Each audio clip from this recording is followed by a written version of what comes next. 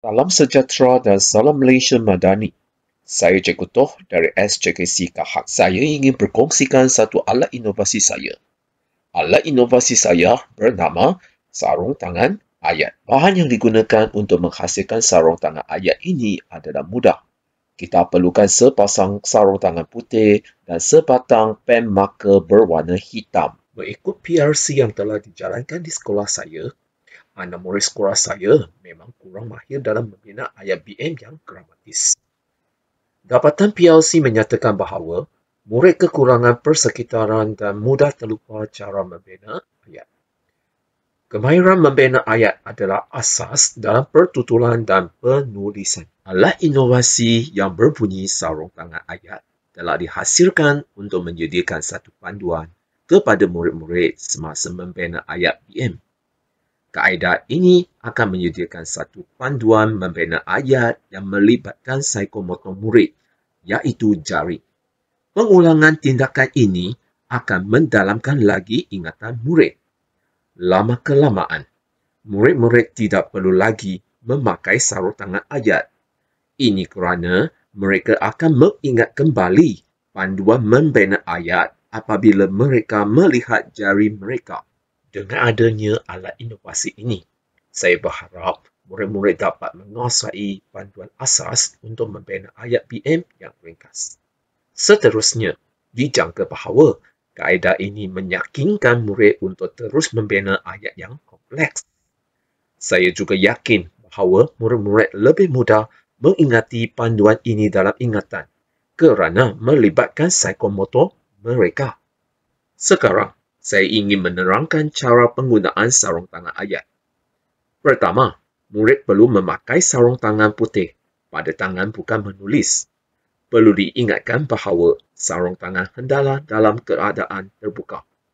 Seterusnya, jari ibu perlu dilabelkan S yang bermakna subjek. Jari telunjuk dilabelkan K yang bermakna kata kerja. Jari tengah dilabelkan O yang bermaksud objek. Jari manis pula dilabelkan P yang bermakna perluasan. Di belakang setiap jari sarung tangan perlu ditulis mengikut ketetapan. Jari ibu dan jari tengah ditulis orang, tumbuh-tumbuhan dan haiwan. Jari telunjuk ditulis imbuhan me, ber dan di. Jari manis boleh ditulis di, pada dan dengan. Ini adalah panduan yang sepadan dengan SKOP. Sekarang, murid boleh mula menulis ayat berpandukan urutan jari ibu, jari telunjuk, jari tengah dan jari manis. Setelah menggunakan jari itu perlu ditutup bagi menandakan singkatan itu telah digunakan dan menyemak kesesuaian perkataan itu. Kumpulan sasaran alat inovasi ini ialah murid-murid tahap 1 dan murid-murid tahap 2 yang masih belum menguasai kemahiran asas membina ayat. Kronologi alat inovasi ini. Pertama, saya merangka idea inovasi dalam membina ayat. Kedua, saya menjalankan ujian pra. Ketiga, saya menjalankan ujian post. Saya telah menggunakan dua kaedah kajian, iaitu temu puas secara lisan dengan responden, ujian pra dan ujian post. Ujian pra dan ujian post akan menggunakan gambar yang sama dalam membina ayat. Mari kita melihat sedikit latar belakang responden saya. Saya menggunakan murid-murid tahun 1, kelas merah untuk menjalankan kajian. Kelas ini ada 12 orang murid lelaki dan 7 orang murid perempuan. Ini adalah gambar untuk ujian pra dan ujian post. Gambar ini diambil daripada buku teks Bahasa Melayu tahun 1, unit 14. Ini adalah keputusan ujian pra dan ujian post.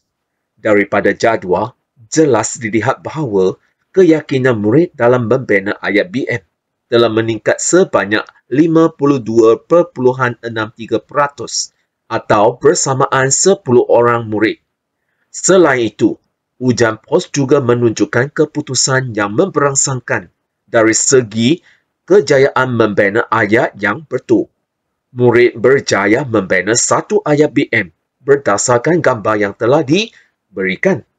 Peningkatannya sebanyak 10 orang murid ataupun 52.63%. Daripada kajian saya, sarutangan ayat ini berupaya menyelesaikan masalah membina ayat BM. Alat inovasi ini juga meyakinkan murid semasa membina ayat BM.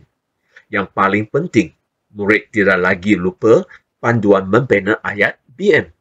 Saya yakin bahawa alat inovasi ini juga boleh digunakan oleh subjek bahasa yang lain seperti bahasa Inggeris mengikut kesesuaian masing-masing. Kaedah ini juga boleh membantu murid dalam proses mengingati sesuatu fakta. Sekian, terima kasih.